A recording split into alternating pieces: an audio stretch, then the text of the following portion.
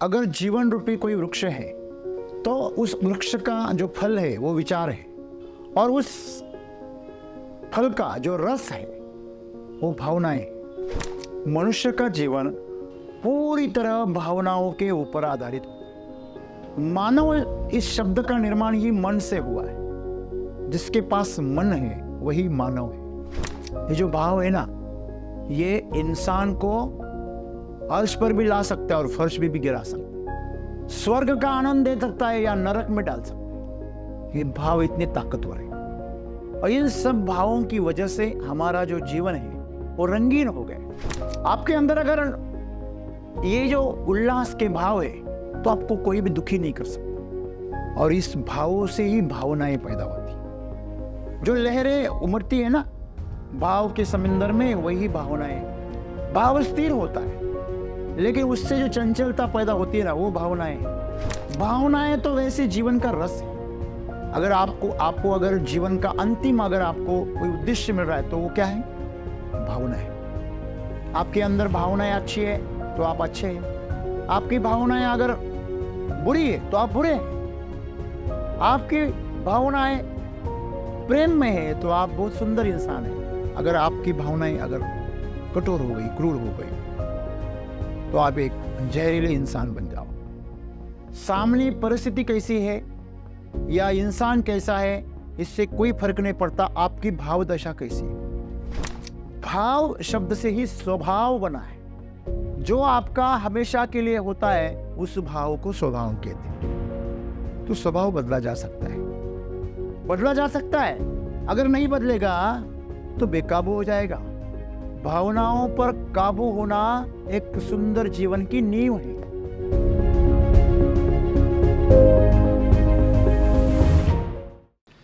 दोस्तों, अगर जीवन रूपी कोई वृक्ष है तो उस वृक्ष का जो फल है वो विचार है, और उस फल का जो रस है वो भावनाएं। अगर वृक्ष के जड़ों में हम जहर डालें तो फल का रस जहरीला हो जाता है।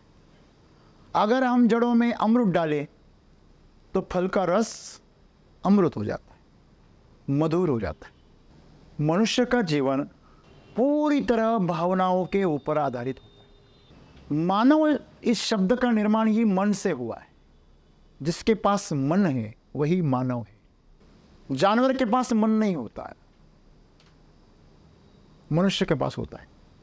तो ये जो मन है, विचार, बुद्धि, भावनाएं और अहंकार, इससे बना है। इसे अंग है। मन में विचार हैं, स्मृतियां हैं, भावनाएं हैं, अहंकार है। इस सभी इंद्रियों से मन काम कर। कोई विचार जब हमारे मन में आता है ना, उससे हमारे अंदर से भावनाएं पैदा होती। उसके पहले भाव पैदा होते। आपको पता है, आप जिस भाव दशा में रहते हैं आपका जीवन वैसे बन जाता है। तो भाव दशाएं तो हम बदल नहीं सकते। मैं अगर करेला बोलूं तो किसके मन में मीठे भाव आते? मैं अगर करेला बोलूं तो आपकी जीवा पर कौन सा रस बहता है? कड़वा। अगर मैं इमली बोलूं तो तुरंत हमारा मुंह खट्टा हो जाता है। इमली तो है नहीं। मेरी छोटी दीदी है, वो इतनी संवेदनशील है कि आप कांटा बोलेंगे ऐसी करेगी, जैसे चुप गए। मतलब विचार के साथ उसके जो भाव है वो इतने प्रज्वलित हो जाते, तीव्र हो जाते, संवेदनशील। ये जो भाव है ना, ये इंसान को अर्श पर भी ला सकता है और फर्श भी गिरा सकता है। स्वर्ग का आनंद दे सकता है या नरक में डाल सकता है। ये भाव इतने ताकतवर है। सामने रस्सी है लेकिन भाव सांप के पैदा हो गए। विचार आया मन में कि नहीं सांप है, तो डर के भाव पैदा हो गए। तो हमारे मन में जो भाव आते, प्रेम के आते, तिरस्कार के आते, द्वेष के आते हैं, मत्सर के आते हैं, लोभ के, मोह के, त्याग के, उदारता के, उदास के, सभी तरह के भाव है, और इन सब भावों की वजह से हमारा जो जीवन है वो रंगीन हो गया। संत को देखिए, वो एक ही भाव दशा में रहते, बस आनंद की भाव दशा में रहते। उनके पास कोई मोह माया, कोई चिंता, दुख या दर्द या कोई डर नहीं होता, वो निडर होते। आपके अंदर अगर ये जो उल्लास के भाव है तो आपको कोई भी दुखी नहीं कर सकता, और इस भावों से ही भावनाएं पैदा होती। जो लहरें उमड़ती है ना भाव के समंदर में, वही भावनाएं। भाव स्थिर होता है, लेकिन उससे जो चंचलता पैदा होती है ना, वो भावनाएं।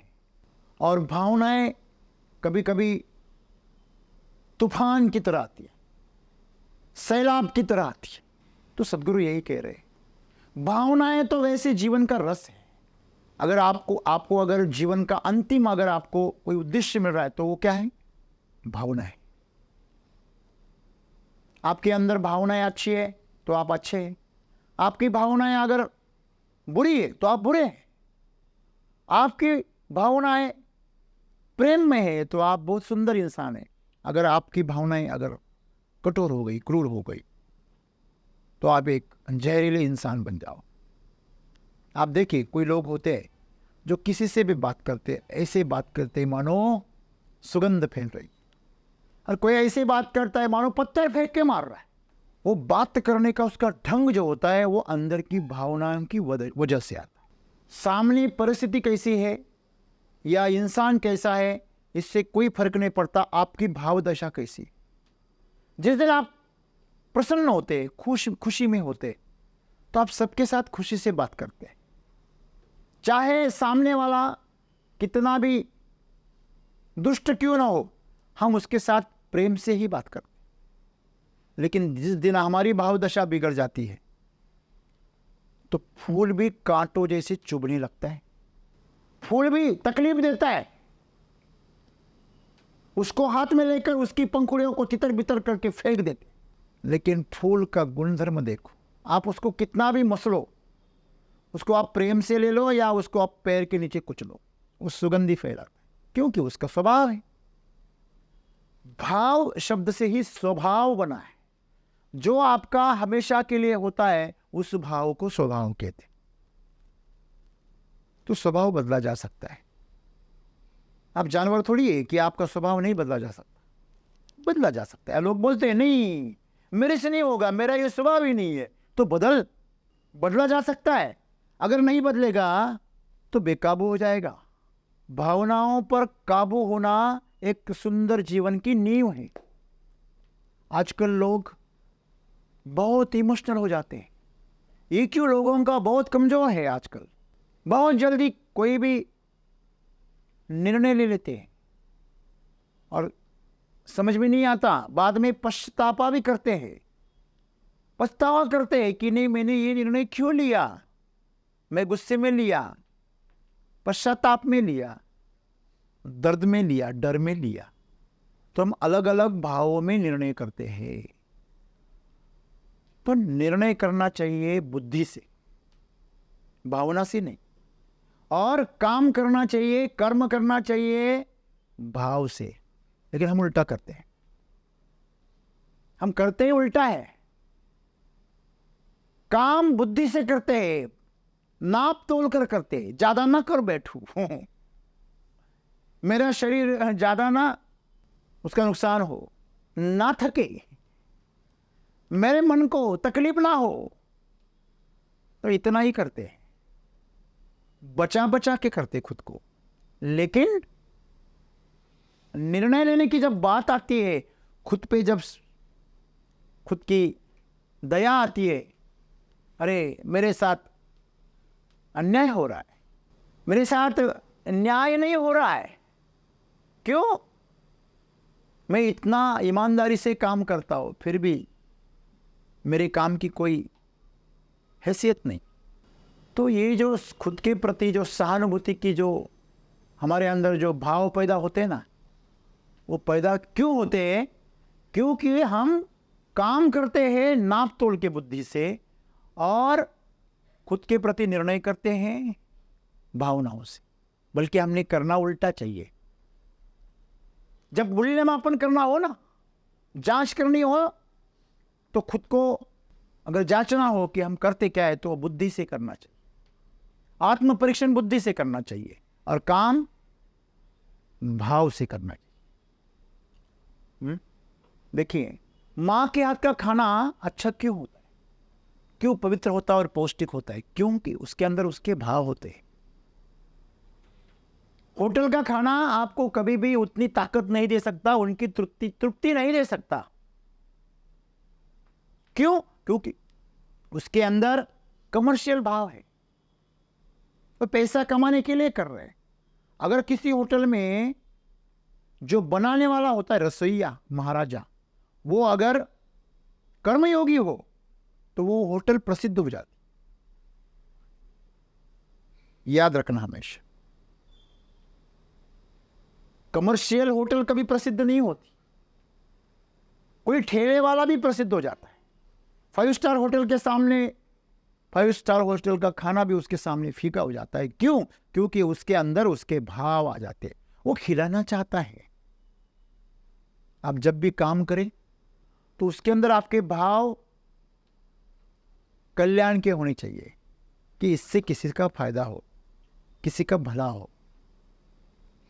तो सद्गुरु आज हमें आगाह कर रहे हैं कि हमारे अंदर जो भाव होते हैं, भावनाएं होती है, वो हमारे जीवन का रस है। इससे हमारे जीवन को सुंदरता आती है, मधुरता आती है। अगर फल में रस है तो उस फल को सभी चाहते हैं। क्यों? क्योंकि उसके अंदर रस है, मधुर रस है। वो पोषण देता है, वो अच्छी आपको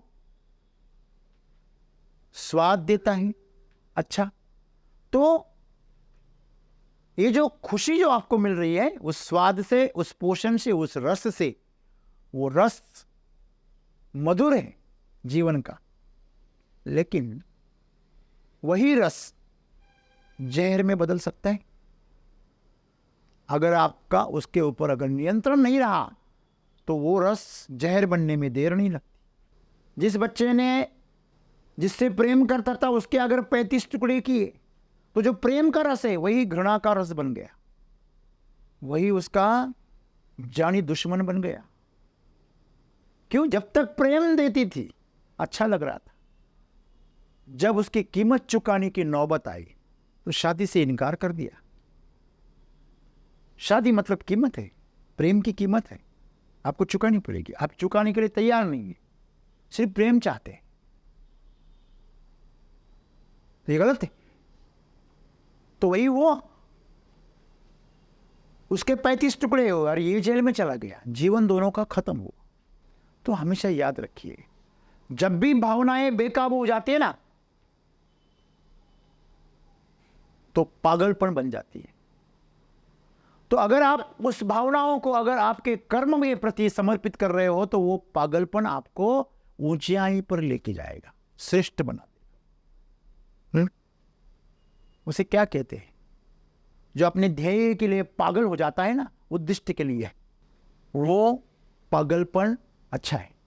लेकिन जो स्वार्थ के लिए पागल हो जाता है, जो मूर्खता के लिए पागल हो जाता है, जो अहंकार के लिए पागल हो जाता है, वो आपको नष्ट कर देता है। तो हमेशा याद रखिए, इस भावनाओं को आप समझिए।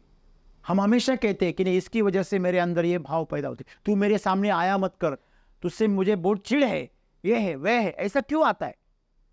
सामने वाला कोई जिम्मेदार नहीं है। जो भी जहर पैदा कर रहे आप खुद पैदा कर रहे। जो भी भाव आपके अंदर पैदा हो रहे, वो सामने वाली चीज तो निमित्त है। अगर वो नहीं होता तो कोई और होता, अगर ये चीज नहीं होती कोई और चीज होती। कभी कार अगर चालू नहीं होती ना, लोग उसको पैर मारते, जोर से लात मारते। आपने देखा होगा युवाओं को अपनी चिढ़ निकालते हुए। जिस वाहन पर चलकर उसने आज तक इतना प्रवास किया, उसी को लात मारता है।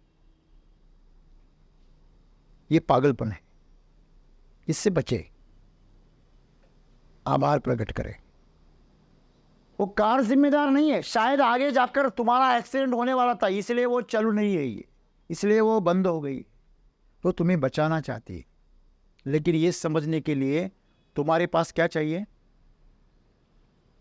सद्भाव चाहिए, मन शुद्ध चाहिए, और आपके अंदर जो भावनाएं पैदा हो रही है उसकी जिम्मेदारी लेने की तैयारी चाहिए। आप अगर आपके अंदर, मन के अंदर जो विचार पैदा हो रहे, जो भावनाएं पैदा हो रही, उसकी जिम्मेदारी जब तक नहीं लेंगे, उसके लिए अगर लोगों को जिम्मेदार ठहरा रहे, दूसरों को, इसकी वजह से मुझे गुस्सा आता है, इसकी वजह से मेरे अंदर गलत विचार पैदा होते हैं, इसकी वजह से मेरे अंदर पागलपन पैदा हो जाता है, तो आप गलत सोच में हो।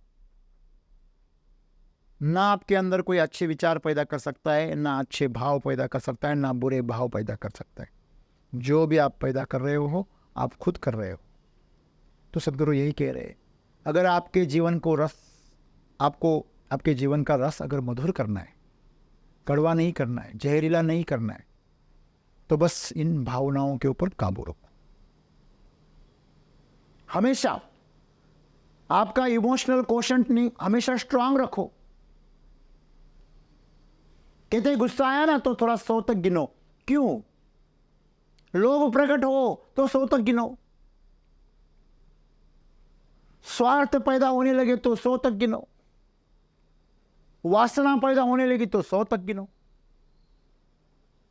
हर चीज आपके अंदर जो गलत भाव पैदा हो रहे, भावनाएं पैदा हो रही है, उसके प्रति सजग रहो, जागरूक रहो और खुद को काबू में रखो। और अगर आप ये करने में सक्षम हो गए तो आपके अंदर, आप चाहोगे तब पागलपन पैदा होगा अच्छी कामों के लिए, नहीं तो वो पागलपन आपके जीवन को नष्ट कर देगा हमेशा हमेशा के लिए।